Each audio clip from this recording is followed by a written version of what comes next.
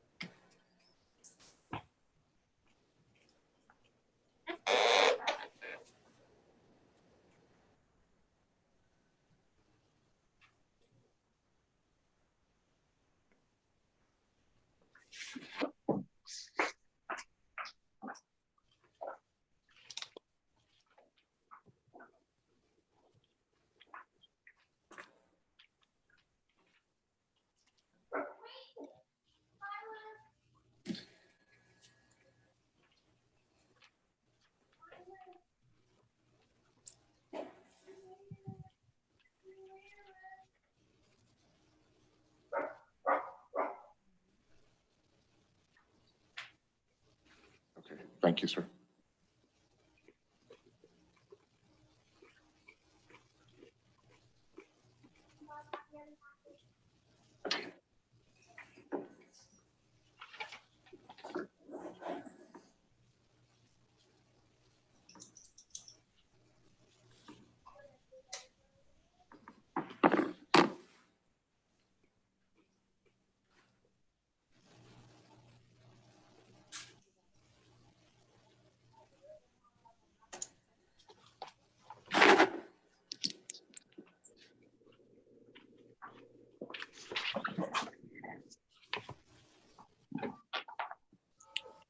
Okay, I would now like to call this meeting of the Kissimmee Utility Authority to order and ask Brian if he will lead us in the Pledge of Allegiance. I pledge allegiance to the flag of the United States of America and to the republic for which it stands, one nation, under and God, with liberty and justice for all. And now Grant and Jeff, I think you both need to give us a quick explanation. Yes, Madam Chair. The governor extended his previous executive order 20-069, permitting local government agencies to meet remotely as we're doing today, waiving the requirement of a physical quorum being present. We have also, as Jeff will discuss further, made arrangements for the public to freely participate in the meeting. Thank you, Madam Chair. Mm-hmm. Thank you, Yeah. Grant.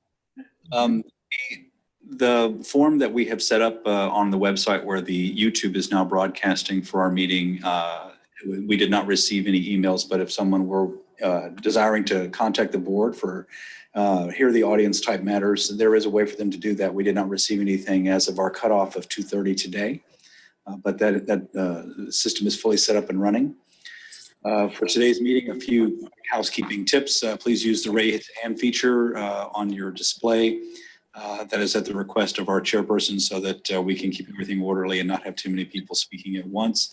Please remember to reduce the background noise. It's best if everybody put themselves on mute unless they're actually speaking, because everybody's talking at one time. It does. If you are a remote presenter, and we do have some today, I will be advancing your slides for you and announce when it is your turn to talk. And if you experience any audio or visual difficulty during the meeting, please remember to just disconnect and start a new connection. It's the fastest way to fix most issues and generally works for all video and audio problems that we've seen. And with that, I'll give it back to the chairperson. Okay, and do I have a motion regarding the agenda I move approval of the agenda. in a second? All in Second. favor, say aye. Aye. Any opposed? Okay, we'll move on to the awards and presentations. Brian? Yes, Madam Chair. Good afternoon, Board of Directors. It's good to see everyone. We've got several service awards this afternoon. I'll begin with the 5-year service award. Mr. Robert Tolliver, he is a power plant shift supervisor at our Cane Island facility within our operations department. We're recognizing him for 5 years of service today. Next, we've got Mr. Jason Wright, line crew supervisor within our operations department. We're recognizing Jason for 15 years of service to KUA. Thank you, Jason. Also 15 years, we're recognizing Angel Keelis. He is a warehouse clerk within our finance and administration department. And Angel, we thank you for your 15 years of service to KUA. Next, we've got Ms. Judy Ambrosi, Director of Central Services within our Finance and Administration Department, and we're recognizing Judy for 20 years of service to KUA. Thank you, Judy. Next, we've got Mr. Niels Terringer, who is present here in the boardroom. We are recognizing he is a power plant mechanic operator out at Cane Island in our operations department. We are recognizing him for 25 years of service to KUA. Mr. Terringer, thank you so very much. Thank you. Yes. Next, we've got our employee of the month, Miss Claire Mar Mojica. She is a systems analyst, development analyst within our customer service department. Her employees had this to say about her. Claire Mar is currently implementing a new program called Service Link that will allow all departments across KUA to minimize the usage of paper service orders and enhance communications from the field to the office. This new program will minimize workload and time for certain positions, which will create opportunity to use the employee's expertise in other areas. She has helped on many projects such as CIS version 4 conversion, Toho conversion, and AMI. Claire Mar serves as a point of contact for many departments as her knowledge and expertise assists beyond the customer service department. At conferences, she is highly respected and sought after for her creative efforts with different programs. Claire Mar is determined and motivated to ensure that KUA is always improving processes and procedures while assisting her colleagues to perform their duties efficiently. Claire Mar is currently enrolled in graduate school, working on her master's degree, and serves as a youth leader at her local community church. Please join me in thanking and congratulating Ms. Claire Mar Mojica, our August 2020 Employee of the Month. Okay. Thank you. Congratulations, Clarimar. Okay, and now we'll move down to item E, and we've already heard that we had no audience input at this point. So item F, the consent agenda. Do I have a motion regarding that? Motion to accept. Second. I'll second. All in favor, say aye. Aye. Any opposed? Item G, we don't have a public hearing. Item H, informational presentation. Yes, Madam Chair, today we have Alan Alford, who is the Vice President for the Fighting for Our Heroes Foundation with us via Zoom, and we appreciate him being here. The foundation's purpose is to assist and support veterans in need by providing a variety of assistance programs, including benefits, food assistance, job placement, and transportation assistance. The foundation received $1,500 in sponsorship funding from KUA earlier this year, and Alan is here to share with us how those funds were used to support our veterans. Mr. Alford? Yes, good afternoon. Afternoon. Hi there. Can't see everybody, but I'll go ahead and I'd always hoped that I would be able one day to sit down and talk with you guys to let you know about all of the assistance that KUA has provided us over the years. This year, we're coming up on our 10th annual Thanksgiving Homeless Veterans Feast that we do here in Osceola County. KUA has assisted us with that program for several of those years. In the last 7 years alone, we've been able to assist 540 homeless and chronically homeless veterans to transition off the streets of Osceola and Orange County into permanent housing. What we typically do is I personally am a veterans benefit advocate. I specialize in Title 38, which is the rules concerning veteran benefits. And what we do is myself and my advocate team, we go out on Thanksgiving. We have dozens of volunteers, and we'll go out each year and feed anywhere from 250 to 350 homeless veterans that live in different camps and on the streets throughout Osceola and Orange County. What we'll do is we'll sit down and talk with them, and we'll kind of qualify them for the program that we provide. In other words, we want to make sure that they're not necessarily on drugs or alcohol. So if you could switch to the next frame from the IT. What we do is, all right, can we go to the next one now? Sorry. What we do is we'll sit down with them over a Thanksgiving dinner that's a home-cooked meal, and we'll sit and talk with them and figure out what they're entitled to use through the VA. And then what we'll do is we'll set up future appointments with them to meet up with them in the days and weeks after Thanksgiving. And then we'll sit down and start working at getting them off the streets. Could you put it to the next screen?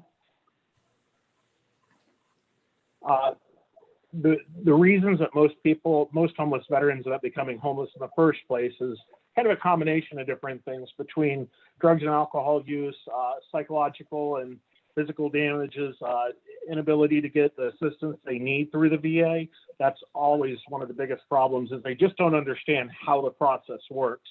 And oftentimes they'll either lose their job, or when they fall down, as we often refer to it, they hit hard times. They just don't have an emotional support or a strong family support that'll help pick them up off the canvas. So what we do is we surround them with people in their lives that are willing to work with them. So next screen, please. The reasons that a lot of them end up staying on the streets is, if I said to them, look, if I got you into the HUD Bosch program and could get you a free apartment with electric and water, would you take it? And oftentimes they would say to me, they'd be like, look, an apartment really doesn't do anything for me because I have no furniture. So that's one of the things that we try to help them with there.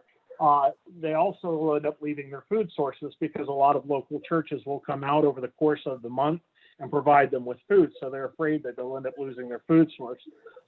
They simply don't understand how to navigate the system, because, the VA is kind of what the VA is.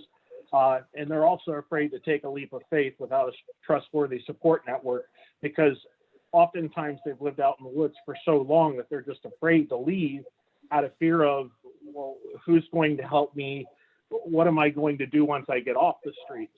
So we try to surround them with other people, many of which are former clients, that will go ahead and work with them to help promote keeping them off the streets and getting them into the VA system, getting them the care that they need, setting up food sources, and so on. If you could put it to the next screen, please. Some of the issues that we deal with each person, we kind of work we'll meet up with them in the days after Thanksgiving, and we'll sit down and figure out what are all the problems that are making you homeless at that time. Sometimes people don't have their paperwork, which we can help them get. Sometimes they don't have IDs, which we work with other nonprofits to help get them their IDs. And then we sit down and outline the path to success. How are we going to get you from point A to point B? So typically we'll take them into the VA. We'll often take them into registration, get them signed up, get them their ID card, take them to the emergency room, sit with them at Lake Nona or Lake Baldwin, at which point they'll go ahead and put them into the VA's domiciliary program. Now, what the VA domiciliary program does is they'll allow a veteran to stay there for up to 60 days while they're working through the problems. So what we do is we utilize that time to give them their HUD, Bosch, or SSVF voucher. HUD-VASH is a program through the VA for chronically homeless veterans that will allow them to get a voucher. So if they have, say if they live off of Social Security income, or, often referred to as SSI, maybe they only make $1,000 a month, but it's very much similar to Section 8 housing, where it's proportionate to the income that you make, where they take a third. So if they make $1,000 a month, your rent and utilities will be $333 a month. SSVF vouchers are more for people who have a job that they just may not be able to move off the streets or move out of their precarious housing situation and from a hotel into an apartment. Then we'll provide them transportation to various appointments, furniture, as I said. We'll set them up with groceries to get them off on the right foot so they don't have to worry about the food issue that they're always dealing with. And then we'll help setting up with food sources. In other words, where the local food banks are, and we'll give them referrals to the different things that they may need. Then we have people that come in and help them with resume assistance if they're capable of getting a job. And then we'll provide them free clothing and even business attire for their interviews. We'll assist them in receiving any benefits that they're entitled to through the VA, which is actually what my job is. And then we also help them put a strong support network together. That way, when they do start to falter or start to regress, they'll have other people around them that'll go ahead and lift them up. So next frame, please. Over the last 7 years, this is a frame that explains how many people we were able to feed each year. I would point out that in 2 of those years, we did kind of have down years, but those were due to the hurricanes. And this last year with COVID, everything's kind of been upside down. The VA actually shut down the domiciliary program and put a lot of these things on hold. But each year we're able to feed a couple hundred veterans. And then from there, we're able to take those veterans and figure out which ones we feel we can make the largest impact with. Then once we feel we get the ones that we can make the largest impact with, we get them off the streets, and in about 95% of cases, they end up staying off the streets for good, and which reduces the homeless population in Osceola County. And it strictly comes down to just the fact that we understand the rules and how to get from point A to point B with the least amount of heartache possible. Over those years, since we've been working with KUA, we've actually been able to remove about 27% of the people we feed on Thanksgiving Day. About 27.5% of the people that we feed on Thanksgiving end up not being homeless within the next 365 days and never become homeless again. So when I say moving off the streets, they may be off the streets a week later, but then that just starts the road to recovery, which will go ahead and transition them into the long-term plan that we set up with them. Next frame, please. This would be the amount of people that were directly transitioned based upon that. So that kind of goes with the last frame. And next frame. So I would just like to thank everybody from KUA, because I don't really think that you understand. I don't necessarily think you see the gravity. The way I often could put it to you is, sometimes when you're driving in and out of KUA and coming off of Carroll Street, I know there's a homeless camp within a block of there. Maybe sometimes you'll see a veteran on your way into work, and then you won't see that person again.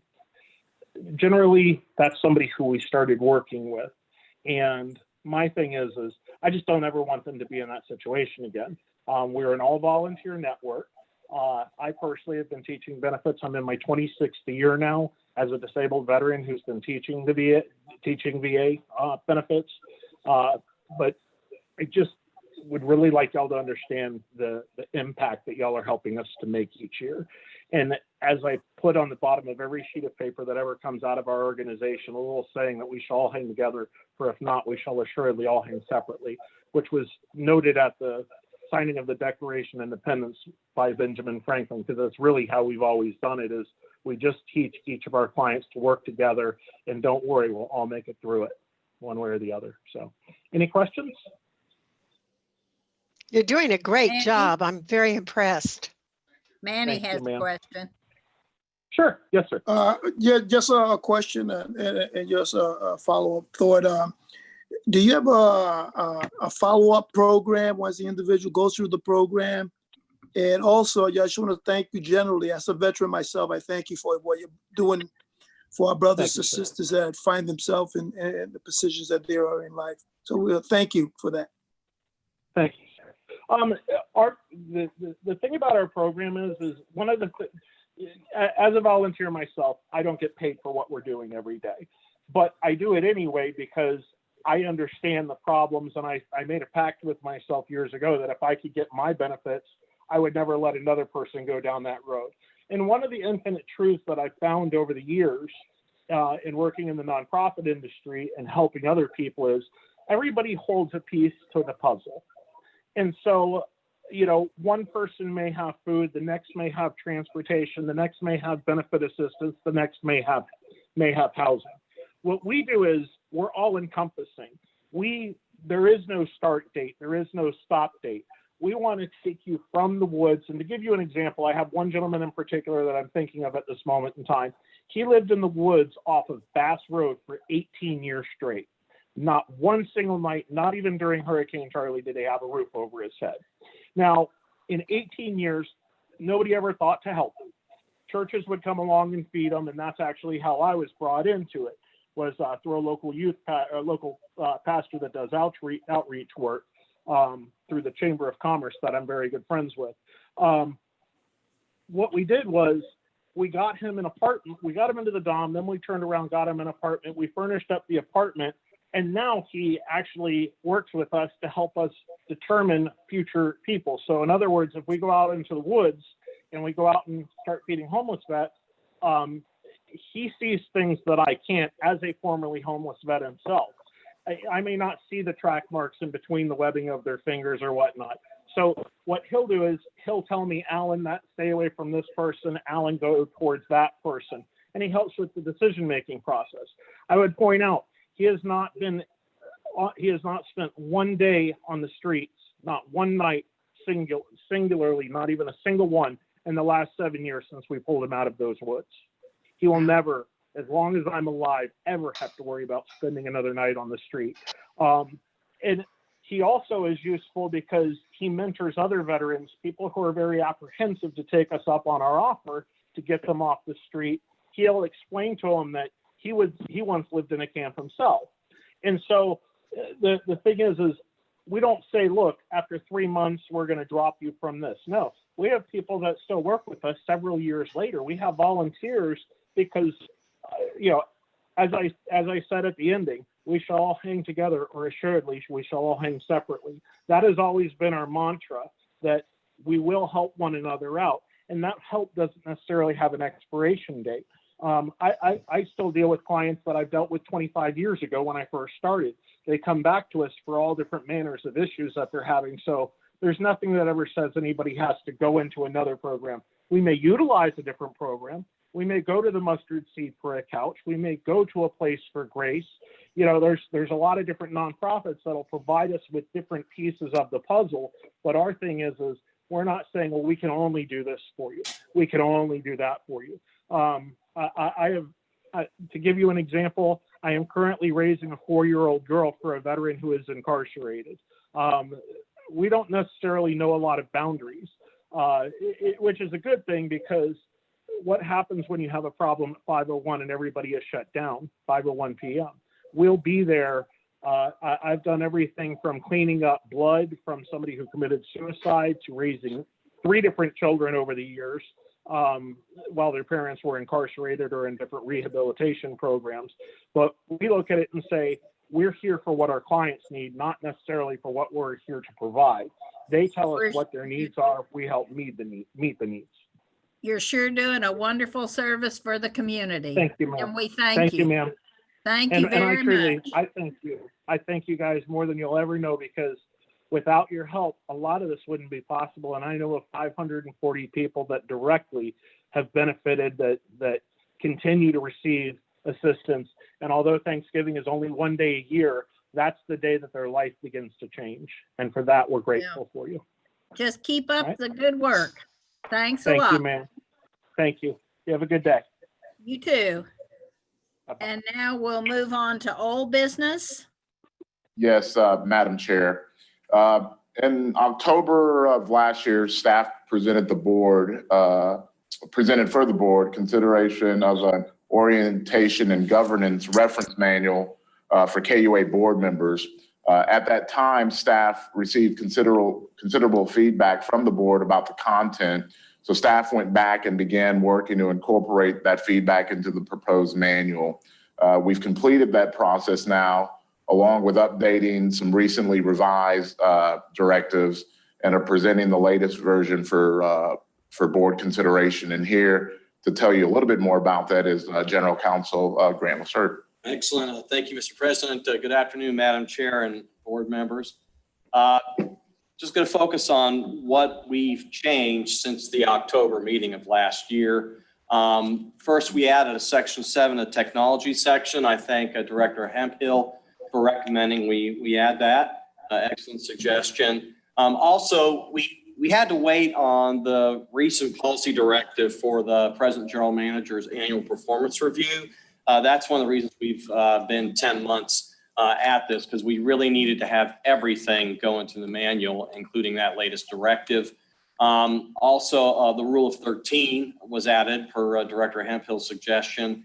And we also added, staff, Form 1F.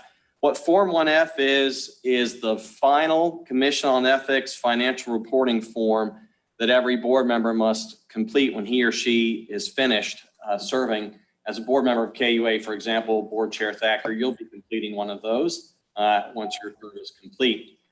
We've deleted a number of things. I met with Director Thacker, and she very appropriately pointed out that a lot of our most voluminous exhibits to what was I believe at the time, almost 500-page manual, are already available to board members and other organizations on SharePoint. And her suggestion was, we don't need to put things that board members already have access to and make this manual even more unwieldy.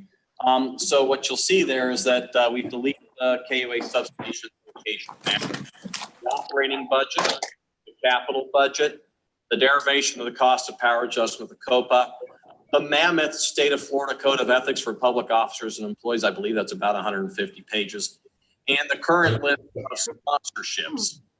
We did make one revision to the manual, which was the large KUA retirement plan was replaced with an executive summary. The board still has access to the pension plan. In the manual, we have links to the plan and a plan summary and all the amendments to the plan. And now I'm going to tell you where you can find all the things we just removed from the manual. The substation map, the operating and capital budgets, the COPA, as you see, those are available under SharePoint.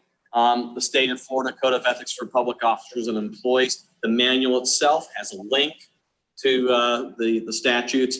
The current list of sponsorships, Madam Chair, the board gets that every month and it's updated every month. So there's no reason to include that in a permanent document like the manual. And finally, I already mentioned the retirement plan and where you can find the entire plan, as well as summary plan description and all the amendments. But we do have an executive summary for board members to familiarize themselves. And with that, Madam Chair and board members, I stand for any questions. Oh, and we do, if we could go to the agenda item real quick, I'm sorry. Staff is recommending that the board approve the manual as presented. Jeannie, I saw your hand. Yes, please. Grant, you said that we get a list of our sponsorships every month. I don't think we do. If we do, I don't think I've seen them. It's on the agenda. Really? Like where? Well, this month it's page, let's see here. Director Van Meter, it's included in the reports at the end of the agenda packet that you received. Oh, all the way to the end. Okay. 52 to 55. My bad. Not at all. And I would also point out that the documents that Grant said that were removed that are on the SharePoint, they are available on the Board of Directors SharePoint site. Okay. And we want to make it as user-friendly and as possible for our hardworking board members. So am I to assume then that new board members will be given this document and the additional things in writing if they ask for it? Sure, if a board member wants a hard copy of this manual, absolutely. We would present that to them. And recall that new board members also will get board of directors ethics training from yours truly. And I believe Director Ortega, I see his hand up, Madam Chair. Okay, And I just wanted to know what's the final size of this document? How thick is it? How many pages, in other words? Pages, if I recall, with the exhibits. Very thick. Yeah, it's it's not as thick as it was, believe me. 5% thinner. Yeah, I mean, it's manageable now. If you can kind of see how big it is. It's ready and available. Okay, we'll be able to get a hard copy then. Yes, sir. Okay. I wonder if we shouldn't automatically give all board members a paper copy just so they can have it if they have a question that comes up, it's at their house, as well as the new board member. Yeah, that's something we can do, Madam Chair. Let us work on getting them bound, and we'll get them disseminated to each board member. Or even, I think before it was in a loose leaf notebook, so if you change a part, you can take part out and put it in. So I would say unbound with, how about 3 whole and unbound? Okay. just a notebook, yep. Okay. So we actually need to have a motion to accept this. Is that where we are? Yes, Madam Chair. Okay. I move we accept the report or the action, The manual. the manual. Do I have a second? Got a second. All in favor, say aye. Aye. All right. Any opposed? Okay. New business. Our mutual aid lodging. Yes, Madam Chair, I believe that that I've mentioned to all the board members about the opportunities that we have at times in securing and accommodating mutual aid resources for storm restoration activities. The process involves coordination with several external agencies, contractors, and vendors during emergency situations, times where staffing resources are already limited during those specific times. So in an effort to improve that process and make it less onerous on us, staff issued a solicitation to secure emergency lodging services. And here to tell you a little bit more about that, what all that is in there is Vice President of Finance and Administration, Kevin Crawford.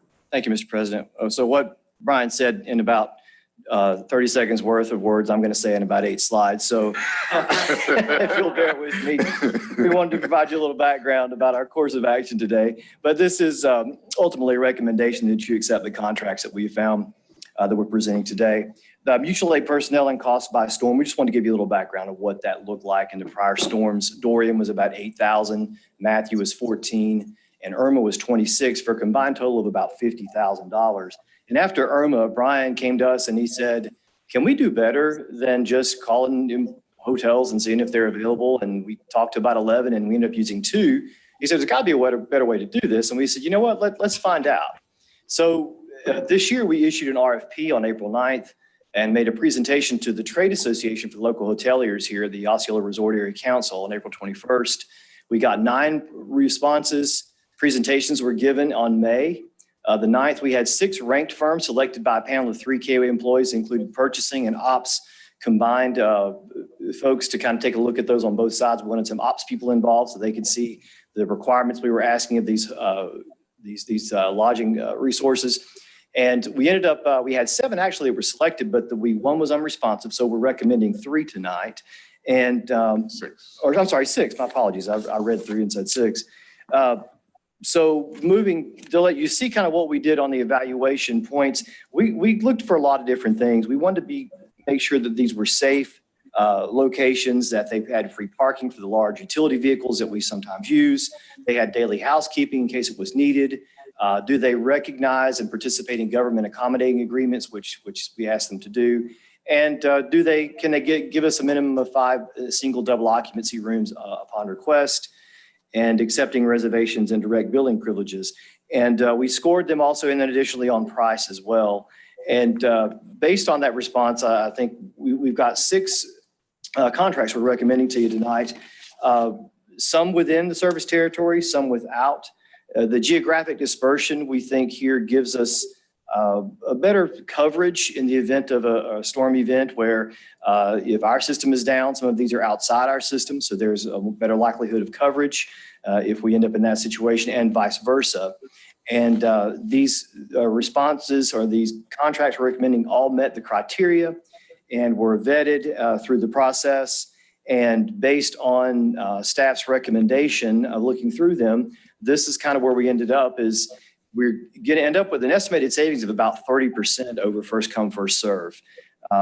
Guaranteed room availability, or at least priority, no penalty cancellations for day aheads. And I think the only penalty we'd pay, or no penalties, but actually if you reserve a same day, you'd probably pay for the room, but you would not pay a cancellation penalty. But the day ahead, you would not be penalized for. If we sent mutual aid crews back and didn't need the room, they wouldn't penalize us and charge us for that day ahead reservation. And no cost for these contracts. To have them in place, there's no cost to KUA. It's staff's time to look at these, put them together. All rooms meet the minimum requirements, free parking, like I mentioned earlier, for the big vehicles. Most of these facilities are able to serve evening meals if we needed to do that. There's that possibility. And additionally, with the COVID pandemic, there's an opportunity that, you know, if we needed to use it, they don't have to use them just for storm events. Anything else that's unforeseen, KUA could use that to accommodate additional personnel. If we had to sequester folks or for whatever reason in operations or in critical functions, we could use these lodging resources for that as well. So there's no limit just to a storm event. So we're pleased to bring this to you tonight. I won't read all of the vendors into the record, but you see it there, the recommendation, approve the award of this RFP. And these rooms, I think we paid anywhere from $99 to $110 a night during the previous storms. These range from a high of $95 to $55 you see in the recommendation to a low. And we are asking that you approve this recommendation and authorize the general manager to move forward with executing the necessary contract documents. And I'll stand for any questions. I move that we approve it. I second.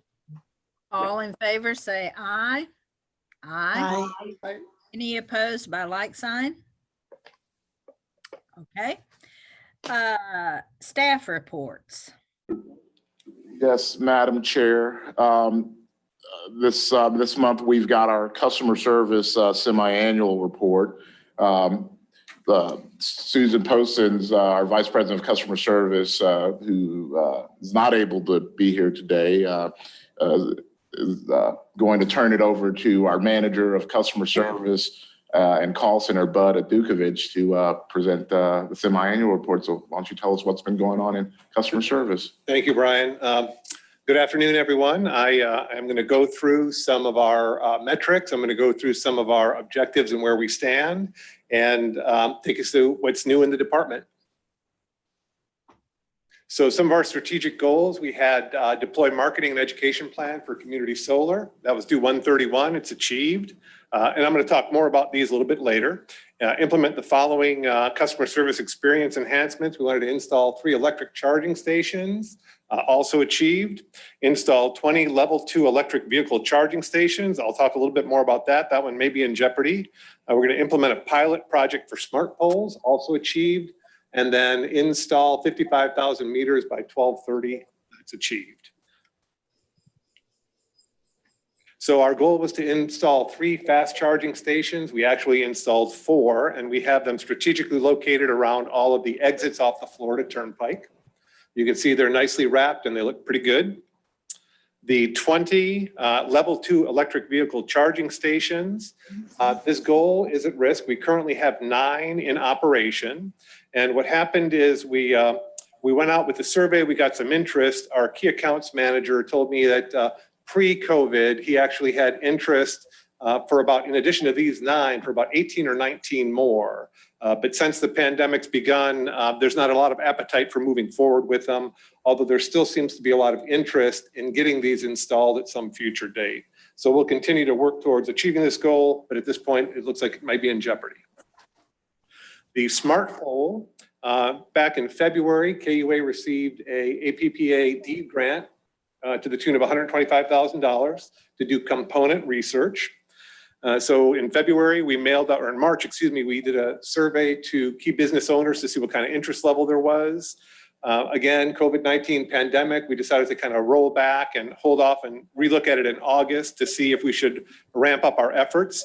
Engineering and operations ordered a poll with cameras for us. We're in the bid selection process for the LED banners, and you can see, get to use this, you can see it, that's kind of like what the LED is going to look like. Maybe not. All right, bad idea, right there. So we're trying to get a bid on those. We established the focus for the group for security and safety. Things like cameras on the poles, things like panic buttons, bright lights. And of course, APPA is very interested in getting quarterly reports, and we submitted our very first in July. And more importantly, we actually installed our first smart pole, and it's right out here in front of KUA. So it's brushed aluminum, doesn't need painting, won't ever rust. You can see that it's got a camera on it. It's got the LED, bright LED lights. And in addition, we put in a level 2 charger. So in the front now, customers can charge if they're interested. They come up with their electric car. Another beautiful thing is that none of the wires are visible. Everything runs internally. Next up, AMI installation. So our objective was 55,000 by December 30th, and we've exceeded that goal. So as of the 31st, or as of August 3rd, we've got almost 56,000 installed. So we're ahead of that. And more importantly, we are very happy with the way the AMI system is working. So each AMI meter delivers about 96 readings a day, and they come in 99.99% of the time. So they're coming in, they're very efficient. We were able to remotely identify 3 separate tampering cases. And this is done where a meter goes blank. We notice that there's usage where there shouldn't be, or there's reverse rotation. We have had 44 base repairs. So part of the change out process is if our field service specialist or whomever is going out to actually replace the meter sees that there is a bad meter base, we can go ahead and we'll cover that repair. And they run about 600 each, so it's about $26,000, which is kind of what we were looking at. And average service order processing time, so now it's 56 seconds. So by the time when I hit the button to reconnect or disconnect, about a minute later, that's happening. And now we're fine tuning our processes. So this is all pretty new to us. We're learning how to do things like understand why collectors go down, understand why some orders don't get processed quickly, understand what happens to downstream organizations when we do mass orders. So it's all very fun stuff. We're really enjoying it, really happy with it. And you probably can't see these numbers, but blue indicates AMI orders and orange indicates truck rolls. And so you can see the trend is definitely much more blue, much fewer orange truck rolls. And the difference really represents cost savings, cycle time savings, just efficiencies, and not rolling a truck, not burning carbon. So there's a lot of good things involved with that. So moving on to our customer experience, we welcomed back our customers. We opened the facility up on June 8th, 2020. And we did a couple things that were different. Now, when you come in, we have a porter who's on duty from 10 to 2, wiping down all the public areas, making sure everything is sanitized. Masks are required in the building. Employees who come into the building have to do a self-temperature assessment. And we also have a care ambassador, and the care ambassador checks for high temperature. So they actually have a remote digital temperature reader, and anybody who is above 100.4 isn't allowed into the building. And so you can see we've had almost 6,400 visitors in the building since we opened June 8th. 13 of them had high temperatures, but not to worry, we're able to take care of the customer needs through different methods. Roundup is going really well, 4,300. That's a record for us for Roundup customers. These are customers whose bill gets rounded up. We did $132,000 in donations, fiscal year to date through July, and distributed about 130 of them. Assisted 514 customers, about $250 each. And then call center took 209,000 calls, average wait 46. Lobby did about almost 10,500 visitors, average wait about eight and a half minutes. And cashiering took about 33,000 payments. Those were all impacted during the closure, but those are the numbers through the date. Customer experience continued, looking at collections and pandemics. So we did a number of things that you're probably aware of, and I'll cover again quickly. We did pause service disconnects. We waived late fees. We increased our Good Neighbor Fund match. We added an additional $50,000 donation to the Good Neighbor Fund, and we offset about $8 million in fuel expenses to our customers. It was about a 15% savings on average for a customer's bill. And you can see some of the marketing messages that we used during the pandemic to let customers know that we're available, we're here to help, and we want to work with them on their bills to try to keep them current. We did see a spike in aged arrears when we stopped disconnecting. There's no surprise there. Once we began disconnecting, that quickly went down. So it's down about 50% from its peak. So that's good news. For the interruptions resumed, we've done about 4,400 interruptions, and about 4,200 of them have turned services back on. So it's about 93%, which is really typically higher. In the past, it's more in the 70-75% range. So that's actually very good news. During our, and again, the difference between blue, AMI, and gold or orange truck roll indicates a savings and an efficiency. And customers love being able to, when services is resumed, seeing, getting it turned on immediately. Trust me on this one. Field service specialists have been doing customer communications. So if they're out there doing, if they're talking to a customer who's non-AMI, they will do what we call a forced collection, where we say you have until X amount of time to pay, or we'll be back to disconnect. And that's always very helpful too. We've collected about 2.8 million to get people restored, and in-house collection. So prior to sending anybody to a collection agency, we do one last attempt, and we collect about 78% of that dollar balance. So we're only really referring about 22% of bad debt by the time we finally refer it. And net write-offs, that kind of shows in the next number through June 2020, about 98,000 to the good. So we've collected $98,000 more than we've written off. Customer experience. So customers truly do like us. These are, how do we do? So this is a recognition program we do internally. So we received 36 how do we do customer compliments, where they specifically said, I want management to know you're doing a good job. And 16 of those happened during the pandemic. And these are kind of what they look like and how we do them. We also have chat, which is another option for customers to reach us. And we've done about 9,500 chats physical year to date. And for each of those chats that we have, the customer is given the option to do a survey. And so overall, we're about 4.7 out of 5 for customer satisfaction ratings, which we're very proud of. But what I really like are some of the comments. So there's a blank spot where a customer can actually do a comment that talks about what they thought. And this one, if I can get it on there, right? Okay. I'm grateful to have someone to listen and respect the courage and dignity it takes to ask for assistance. So that was a recent one that came out through COVID-19. And I want to read one that came across my desk last week, because it's so telling. We have always loved KUA, extremely helpful when calling about any issues, especially love the fact of how your company gives back to the community, and especially during COVID-19, reducing the monthly bill, helping those of us furloughed or completely out of a job during this trying time. Thank you so much. We appreciate all you're doing for your customers and community. And that's a large part due to what the board has allowed us to do as far as Good Neighbor Fund and some of the actions that we've taken. Okay, what's new? So net metering and taxes, we changed the way we were figuring taxes on our net metering customers. So we are now doing it on the net metering, and before we did it on gross. And so there were about 995 customers impacted, and they got some money back, and now we're doing it differently going forward. We also set up everything for our electric vehicle service equipment. So those are the chargers that I talked about earlier. And the way it looks for a customer, you see the LVE2, they get a $125 monthly bill, and this is kind of how it looks like on the customer side, what it looks like in our CIS system. And finally, community solar.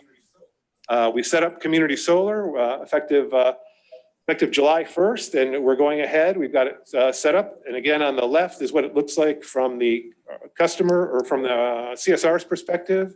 And this is what the customer will see, their community solar surcharge will look like on the bill. So that's all set up. So if any of you board members have signed up, I know a lot of the executive staff has, you'll be seeing that soon. And with that, I'll stand for any questions. Again, Bud.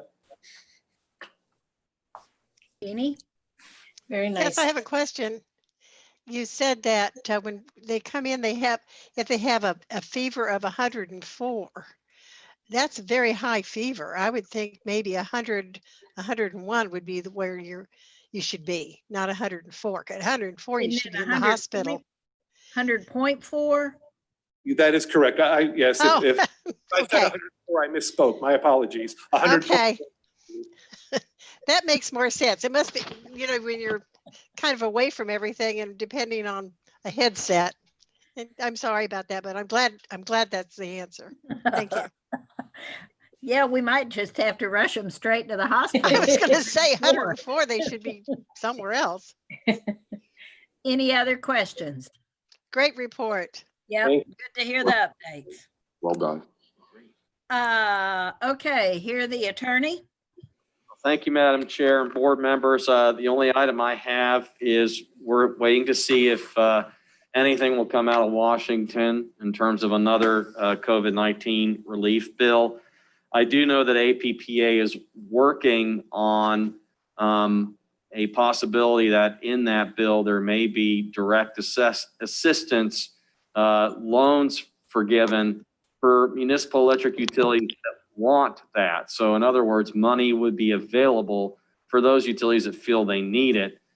If that happens, there's likely going to be a quid pro quo. If you take money from the federal government, you'll probably have to live with a moratorium on disconnections.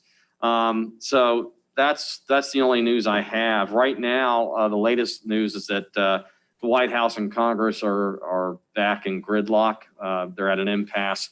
So I don't know when or if we'll see legislation coming out of there, and I don't know if that direct aid to municipal electric utilities will be forthcoming. I would point out that a lot of our sister utilities throughout the country, not necessarily us, are in pretty desperate straits. So we'll see what happens. And that's all I have, Madam Chair. Okay, Brian? Hey, I've got a single reminder there for next month's board meeting. I would remind the board. I know that as I know several of you have been attending the FMEA virtual conference. I missed one of the sessions today, but I saw the opening session and it was pretty good. And I hope that y'all are finding that beneficial and worthwhile as well. Okay. I have to say, Brian, that September 2nd is my birthday. Ooh, okay. And it's a big one this time. So I expect to see a big cake. It better not be over the technology. Okay. It better not be a picture of it.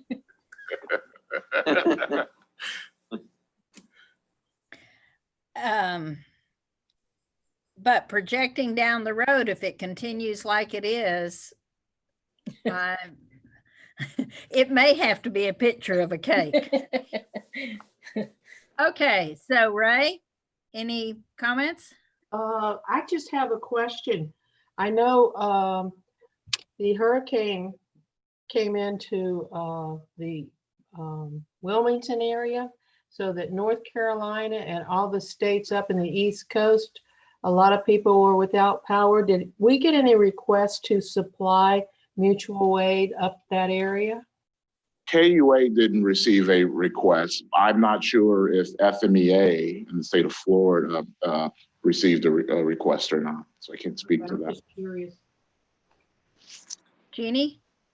Nope, just a well done meeting. It's amazing, the technology, but I miss being there with everybody. I agree. Ethel? Nothing here, everything great. Manny? No, good. Everyone have a good month and we'll see each other on Zoom next month. Yep. Good to see y'all. Thanks for all the good work there at KUA. And hope we have another good month ahead of us.